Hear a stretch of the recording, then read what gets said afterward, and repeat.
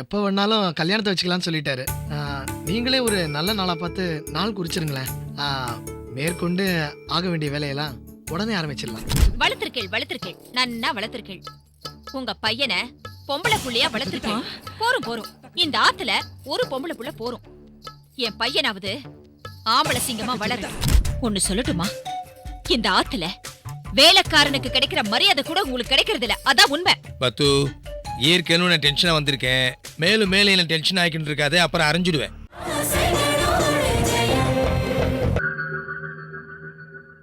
குழந்தைய கம்ப்ளீட்டா செக் பண்ணி பார்த்தமா? அப்படி செக் பண்ணி பார்த்ததில்ல, அவ ஹார்ட்ல ஒரு சின்ன ஹோல் இருக்குமா.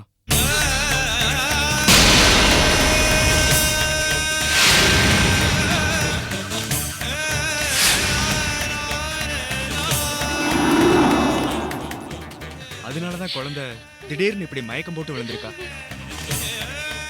இம்மிடியேட்டா குழந்தைக்கு ஒரு மேஜர் ஆபரேஷன் பண்ணணும். இல்லைன்னா குழந்தையோட உயிருக்கு ஆபத்துமா. ஐயோ கிருஷ்ணா, என்ன டாக்டர் இப்படி சொல்லிட்டீங்க? கொஞ்சம் பொறுமையா இரு. ஏன் டாக்டர், ஆபரேஷனா எவ்வளவு செலவாகும் டாக்டர்? ஆபரேஷனுக்கு கிட்டத்தட்ட 2 லட்சம் ரூபாய் செலவாகுங்க. கடவுளே, ஏன் பாய் பணத்தை இமிடியேட்டா அரேஞ்ச் பண்ணுங்க. இல்லைன்னா குழந்தையோட உயிருக்கே ஆபத்து. குழந்தைக்காக இப்பதானே 10,000 ரூபாய் கட்டியிருக்கோம். அது அட்மிஷனுக்காக வாங்குற ஃபீஸ்மா. ட்ரீட்மெண்ட் ஆபரேஷன்னா 2 லட்சம் ரூபாய் செலவாகும். சும்மா பேசிக்கிட்டே இருக்காம இமிடியேட்டா பணத்துக்கு ஏற்பாடு பண்ணுங்க. இல்லைன்னா குழந்தையோட உயிருக்கே ஆபத்துமா. ப்ளீஸ்.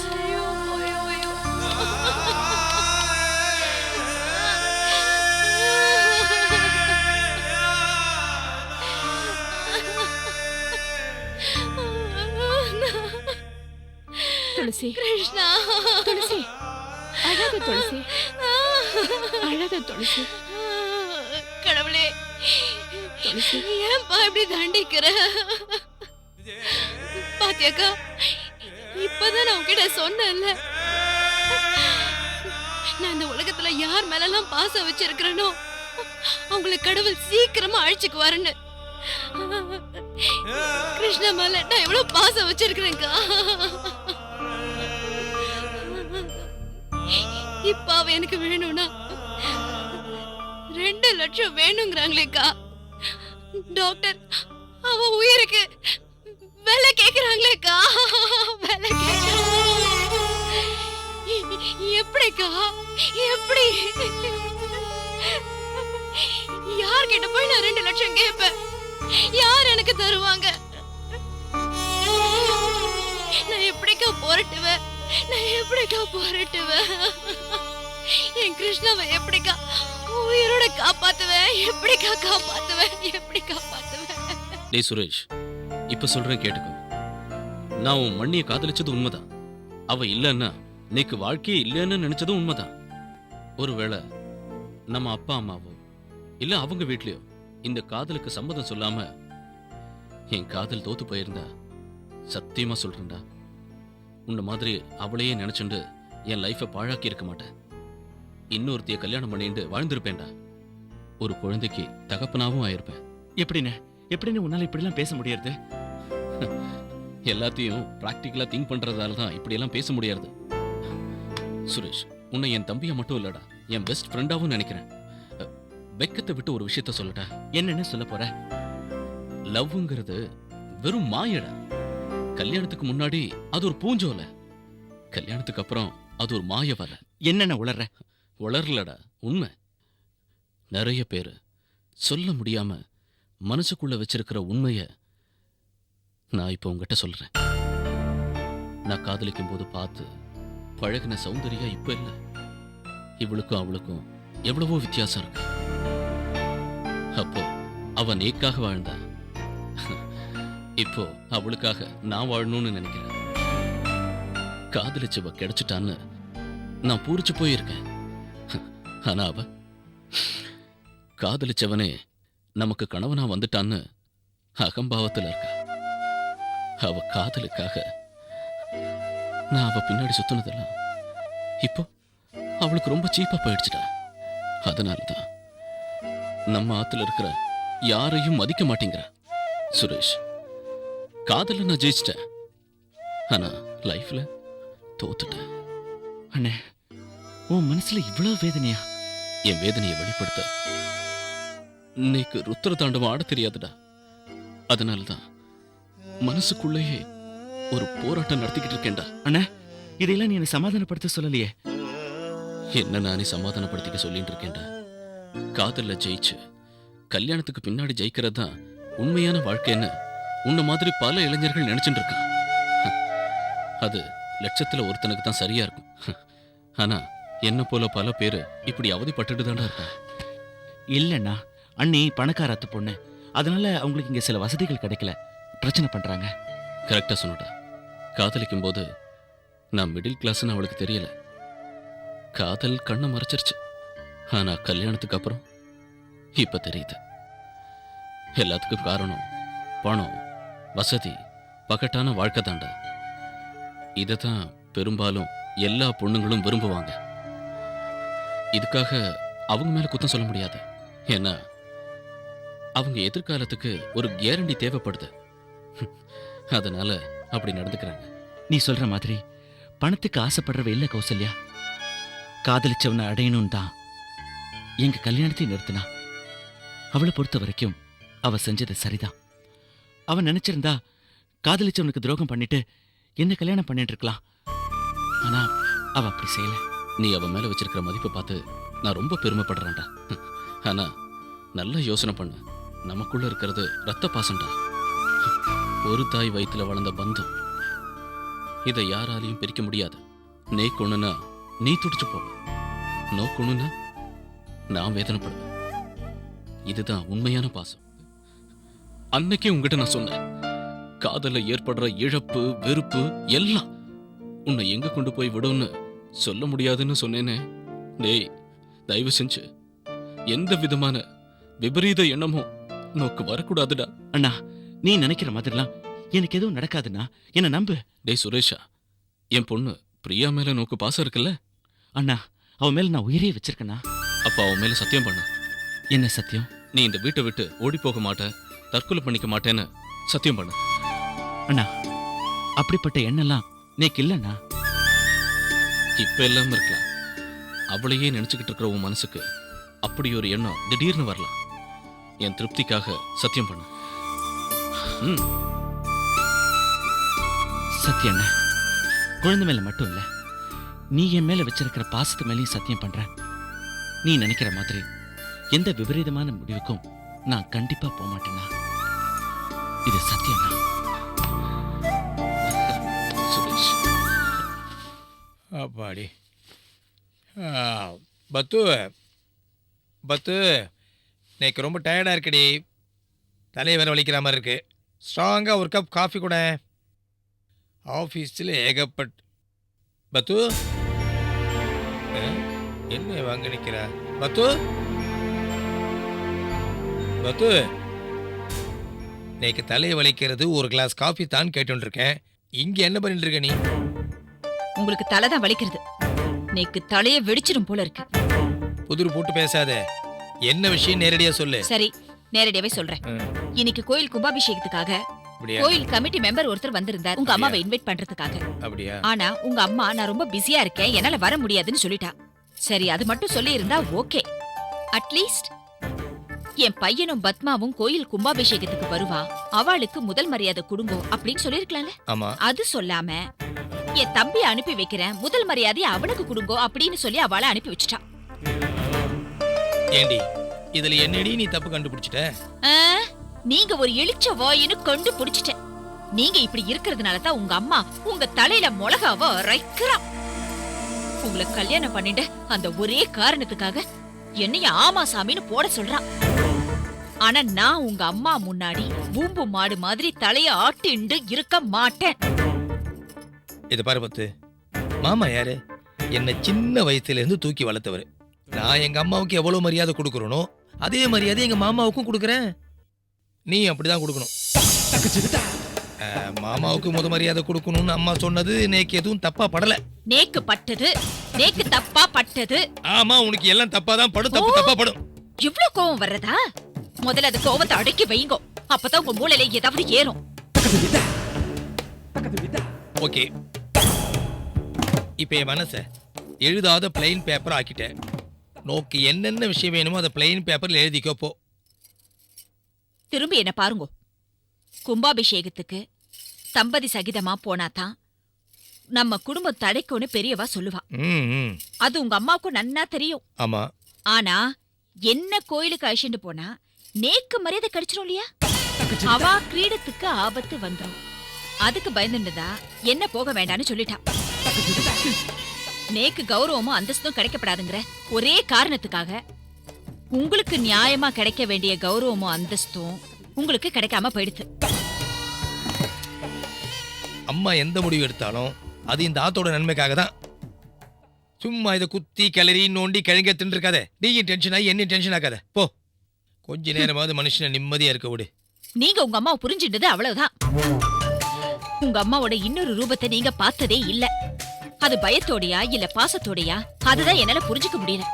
நீங்க தான் அம்மா அம்மா அம்மான்னு சொல்லிட்டு அம்மாவே சுத்தி சுத்தி வரேள். ஆனா உங்க அம்மாவுக்கு உங்க மேல பாசமும் இல்ல அன்பும் இல்ல. ஒன்னு சொல்லட்டுமா, இந்த ஆத்துல வேலைக்காரனுக்கு கிடைக்கிற மரியாதை கூட உங்களுக்கு கிடைக்கிறது இல்ல. அதான் உண்மை. பத்து ஏற்கனவே நான் டென்ஷனா வந்திருக்கேன். மேலும் மேலும் என்ன டென்ஷன் ஆகிட்டு இருக்காது, அப்புறம் அரைஞ்சிடுவேன். ஓ, கோவம் வரதா? உலகமே உருண்டன்னு சொன்ன கேலிலோவ இந்த உலகமே எட்டி உதறித்து.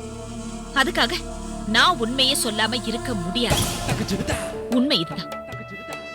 நீங்க யாருன்னா ரங்கநாயகி அம்மாவோட ஒரே வாரிசு. கோவிலோட கும்பாபிஷேகத்துக்கு என் மகனை அனுப்பி வைக்கிறேன் அப்படின்னு சொல்லிருக்கலாம் இல்லையா? அதை விட்டுட்டு கல்யாணம் குடும்பம்னு இல்லாத அந்த நித்திய பிரம்மச்சாரியை அனுப்பி வைக்கிறேன். முதல் மரியாதை அவருக்கு கொடுங்க அப்படின்னு உங்க அம்மா சொல்லிருக்கா. இது நியாயமா? பத்து இங்க பார், நானும் ஆகட்டும் எங்க அப்பாவாகட்டும் எல்லாருமே எங்க அம்மா சொல்றதா வேத வாக்க எடுத்துட்டு இருக்கோம். நீ இது மாதிரிலாம் மனசை போட்டு குழப்பின்னு இருக்காத. அவங்க எங்க தெய்வம் மாதிரி, அதுல குத்த கண்டுபிடிக்காத. ஓஹோ, இதுதான் உங்க முடிவா? இதான் என் முடிவு. சரி, நீங்க கும்பிடுற தெய்வம் தெய்வம் இல்ல, இந்த ஒரு கோவில் இல்லன்னு நான் உங்களுக்கு ப்ரூவ் பண்றேன் பாருங்க. புரிஞ்சுடுத்துடி, இன்னைக்கு நல்லா புரிஞ்சுடுது. உன் திட்ட என்ன இன்னைக்கு நல்லா புரிஞ்சுடுது. என்ன எங்க அம்மா கிட்ட இருந்து பிரிச்சு இந்த ஆத்தை விட்டு வெளியே கூட்டு போலாம் பிளான் பண்றேன். அது இந்த ஜென்மத்தில் நடக்காதுடி. இதுக்கு வேஸ்ட் பண்ற டைம்ல டேமேன்னு உட்காந்து ராமஜெயம் எழுது. நோக்கு புண்ணியமாவது கிடைக்கும்.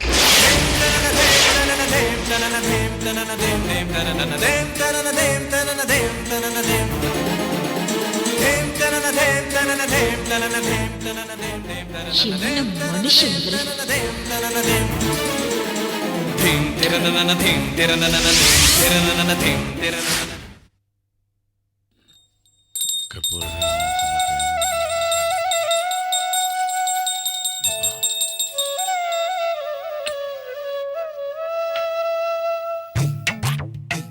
என்ன மாமா கோயில்ல பூஜை பண்ணாம இன்னைக்கு ஆத்திலே பூஜை பண்றேன்?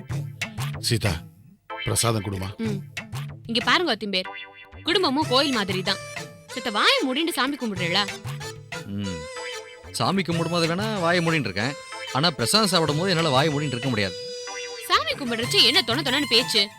ஆமா, இன்னைக்கு என்ன பிரசாதம்? நெய் பொங்கலா இல்ல புளியோதரையா?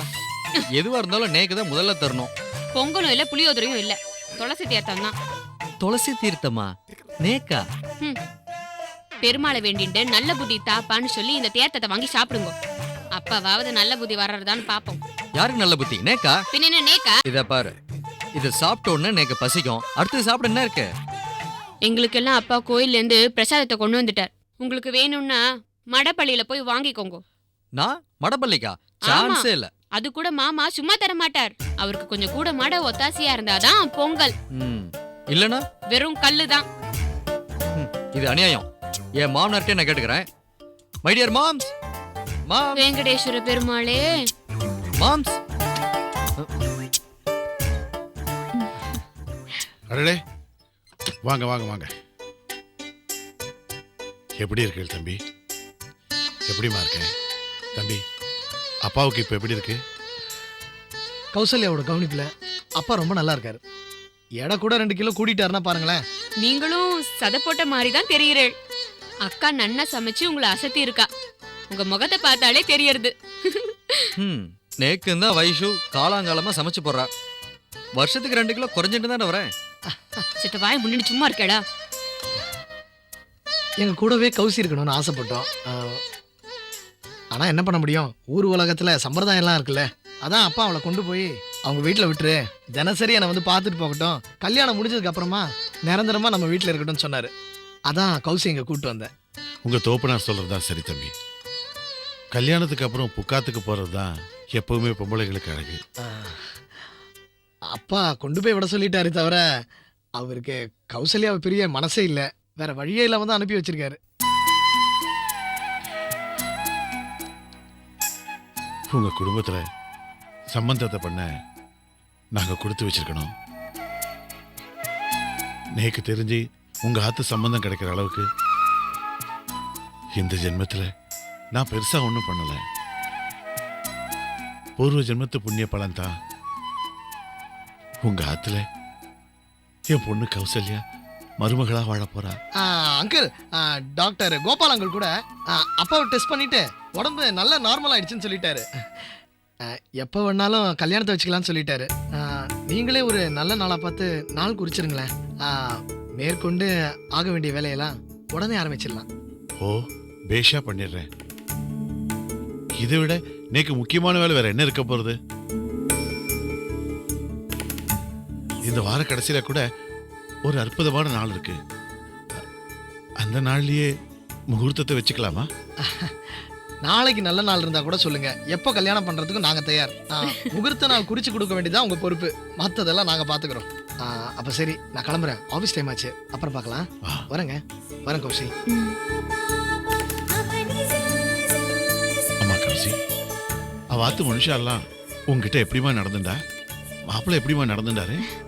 அப்பா, அவ ஆத்துல எல்லாருமே ரொம்ப ரொம்ப நல்லவாப்பா. தள்ளுங்க அத்திம்பேர், தள்ளுங்கப்பா. அப்போ நாங்கெல்லாம் கெட்டவாளா? கேளுங்க அத்திம்பேர், கேளுங்கப்பா. ஆமாடி, ஒரு தடவை இல்ல 10 தடவை சொல்லுவேன். பாருங்க. சரி சரி சரி, சண்டை போடாதீங்கம்மா. உள்ள போங்க, உள்ள போங்கம்மா.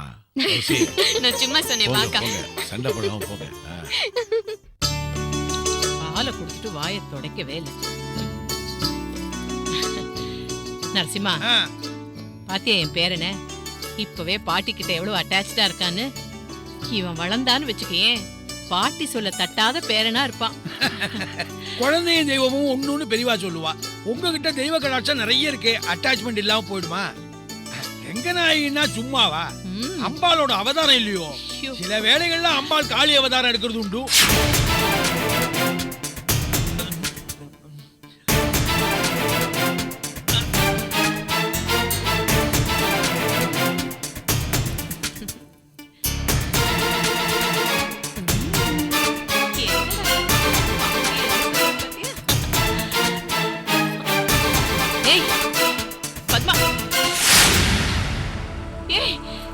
என்னடி நினைச்சிட்டு இருக்க உன் மனசுல?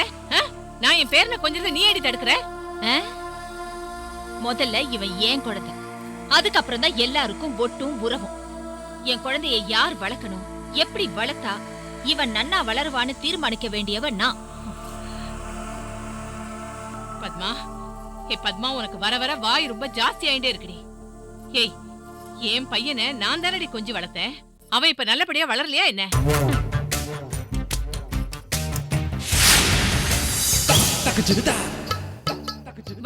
வளர்த்திருக்கேள், நன்னா வளர்த்திருக்கேள். உங்க பையனை பொம்பளை புள்ளையா வளர்த்திருக்கேன். போரும். இந்த ஆத்துல ஒரு பொம்பளை புள்ள போரும். என் பையனாவது ஆம்பளை சிங்கமா வளர.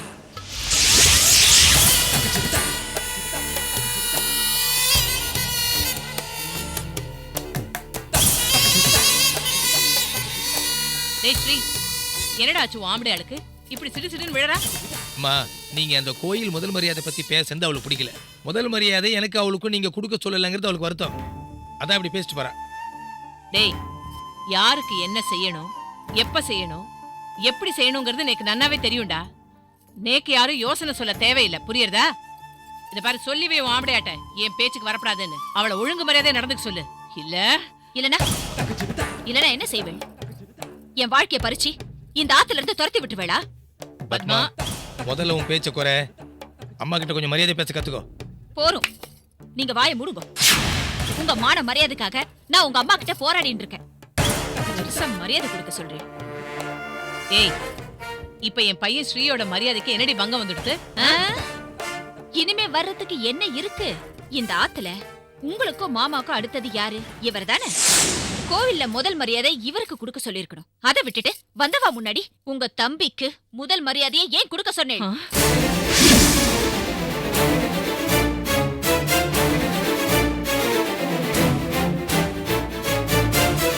ஏய், நானும் பாத்துட்டு தாண்டி இருக்கேன். வர வர உப்பு பெறாத விஷயத்துக்கெல்லாம் என்ன டென்ஷன் பண்ண ஆரம்பிச்சிட்ட நீ? இப்ப எனக்கு தெளிவா புரியுறதுடி. நேக்கு நன்னாவே புரியுறது உன் மனசுல என்ன நினைச்சிட்டு இருக்கேன்னு. இல்லாததையும் பொல்லாததையும் சொல்லி என் பிள்ளைய என்கிட்ட இருந்து பிரிச்சு தனியா தனி கொடுத்துன போகணும்னு நினைச்சிட்டு இருக்க நீ. இத பாரு, ஒண்ணு மட்டும் தெளிவா தெரிஞ்சுக்கோ.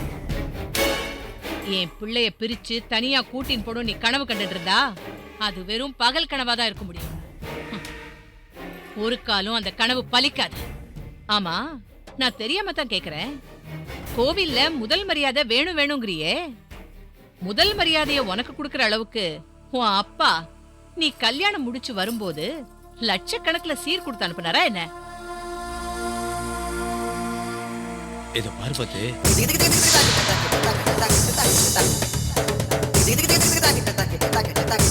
Thank you.